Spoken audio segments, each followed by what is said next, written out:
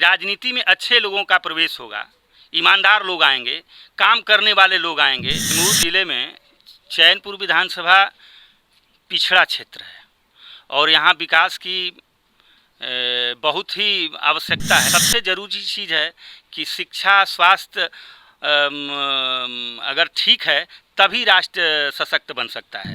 राजनीति में लोभ आ गया है, लोगों का अपना निजी स्वार्थ आ गया है, लोगों के अय्यासी जीवन का असर आ गया है लोगों के जीवन पे।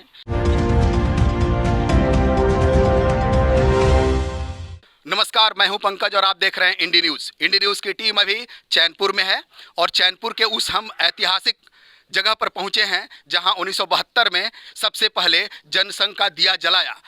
स्वर्गीय लालमुनि चौबे के पैतृक आवास पर हम अभी खड़े हैं। आप देख सकते हैं राजनीति का फकीर। आज राजनीति के नौसिखुए भी जब आते हैं तो जल्दी ही फार्चूनर पे घूमने लगते हैं। सवाल यह भी है कि जिस पार्टी के लिए अपना पूरा जीवन लगा दिया, पार्टी ने आखिर उस नेता के लिए क्या किया। हम बात करेंगे उनके सुपुत्र हेमंत चौबे जी से और समझने का प्रयास करेंगे कि अभी राजनीतिक चुनौतियां किस प्रकार से चैनपुर में चल रही हैं, चुनावी परिदृश्य क्या है, पार्टी की स्थिति क्या है, पार्टी के कैंडिडेट की स्थिति क्या है, यहाँ के स्थानीय मुद्दे क्या है, तमाम चीज़ों पर हम बात करेंगे। नमस्कार सर, आपका हमारे इस कार्यक्रम में स्वागत है।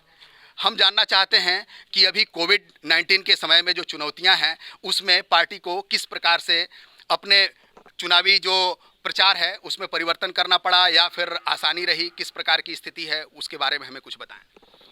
कोविड-19 से पूरे बिहार ही ने पूरे देश में लोगों ने देखा, जिस ढंग से देखा, एक भय का माहौल था और वो भय जो है जीवन के हर क्षेत्र पे पड़ा और इस तरह से पड़ा कि सारी चीज़ें जो है रुक गई। एक तरह से ज़िंदगी ही लोगों की रुक गई और लोगों का आचार विचार व्यवहार सब बदल गया। लोग एक दूसरे से भागने लगे थे। सर, एक पार्टी से जुड़े रहे, आपके पिताजी जिस पार्टी से जुड़े रहे वो परिवारवाद के खिलाफ काम करती रही। आप भी युवा हैं, आप जब तक वो थे तब तक आपको राजनीति में कोई जगह ना आपने चाही ना उन्होंने कुछ इस तरह का किया। आज मैं देख रहा हूं कि भाजपा में भी बहुत सारे ऐसे लोग हैं जो अपने पुत्रों को बढ़ावा दे रहे हैं। आप युवा हैं, आप कार्य भी कर रहे हैं, आपने जनता की सेवा भी करी है। मुझे लगता है कि एक्टिव पॉलिटिक्स में जनता आपको देखना चाहती है, तो पार्टी कभी इस पर विचार नहीं करती? संगठन से हमेशा मैं जुड़ा रहा, संगठन के लिए काम किया। संगठन के अंतिम दौर में जब हमारे पिताजी थे 2014 में उन्होंने निर्दल नामांकन किया बक्सर में, तो मैं जो है नरेंद्र मोदी जी के साथ खड़ा होकर मैं पिताजी को मनाया और पैर छू कर प्रणाम किया, अनुनय विनय किया और उनको अंततः हम लोगों ने मनाकर और माननीय देश के यशस्वी प्रधानमंत्री के लिए जो है उनके पक्ष में हम लोगों ने आस्था व्यक्त की और उनको भारत के सर्वोच्च स्थान प्रधानमंत्री के पद पर हम लोगों ने बैठाया और उनसे उम्मीदें भी थीं कि राजनीति में अच्छे लोगों का प्रवेश होगा, ईमानदार लोग आएंगे, काम करने वाले लोग आएंगे, जीवन के हर क्षेत्र में विकास होगा। लेकिन कुछ चीज़ें अब हम लोगों को लोगों के बीच में कहने में थोड़ी दिक्कतें आती हैं, लेकिन मुझे उम्मीद और विश्वास है कि नरेंद्र मोदी ज़रूर इस काम को पूरा करेंगे और देश आगे बढ़ेगा। हमें लगता है कि अगली बार आपको कहीं ना कहीं पार्टी स्थान देगी और वो कहीं एक अच्छे जगह से आपको लड़ाने का भी काम कर सकती है, जिस प्रकार से आप कार्य कर रहे हैं। मैंने और भी चीज़ों पे देखा है। आप हमें बताएं कि अभी यहाँ स्थिति क्या है, आपके प्रत्याशी की स्थिति कैसी चल रही है? चैनपुर विधानसभा में दिक्कतें ज़रूर थीं, प्रत्याशी के व्यवहार में थोड़ा सा नाराज़गी थी, एंटी कन्वेंसी भी था और पर्सनली ये मिल नहीं पाए थे गांव-गांव जाकर जो है और उचित सम्मान नहीं दे पाए थे, जैसा लोगों का कहना है, जो सुनने में आता है।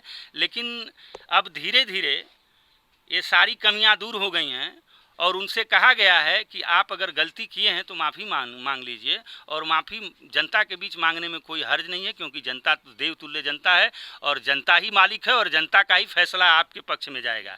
इसलिए आप जो है उनसे विनती करिए और वो ज़रूर, जनता है, माफ़ कर देगी आपको और फिर बीजेपी की यहाँ जीत होगी, सुनिश्चित है। और धीरे धीरे सुधार हो रहा है। आप अपने विधायक के कार्य से संतुष्ट हैं? विधायक के पक्ष में तो कुछ चीज़ें जो हैं नहीं जा रही हैं, लेकिन पार्टी के पक्ष में तो हम हैं, पार्टी से संतुष्ट हैं। पार्टी से संतुष्ट हैं, विधायक के कार्य से पूरी तरह संतुष्ट नहीं है।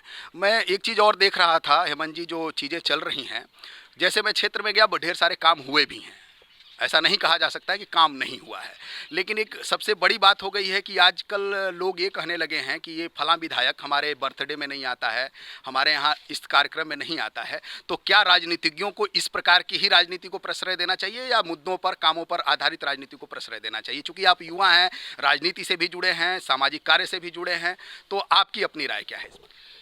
देखिए, लोगों के बीच में रहना तो बहुत ही ज़रूरी चीज़ है, क्योंकि उनके हर सुख दुख में शामिल होना ये मानवीय आधार पे सही चीज़ है।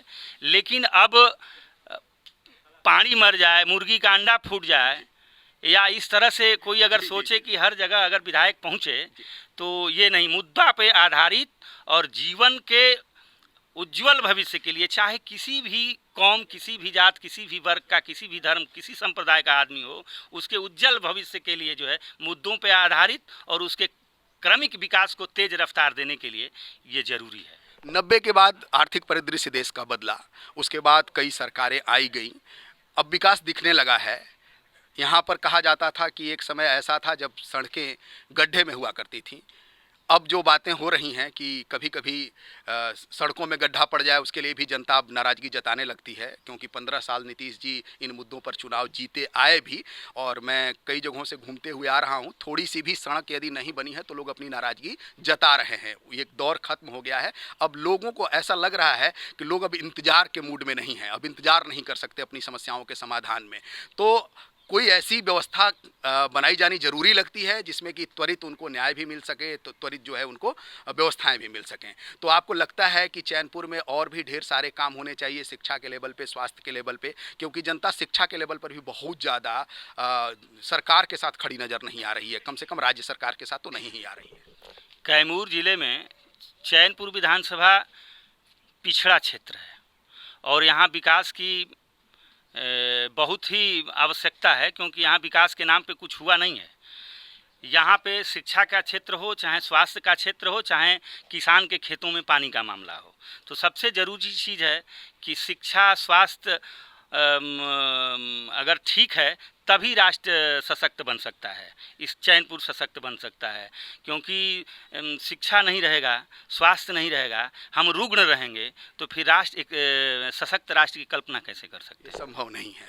और बिहार के आगे आए बगैर पूरे राष्ट्र को भी सशक्त बनाना ज़रा मुश्किल लग रहा है, क्योंकि ऐसा नहीं हो सकता कि हमारा एक हाथ कमज़ोर हो और हम स्वस्थ कहे जाएं, ऐसी भी स्थितियां हैं।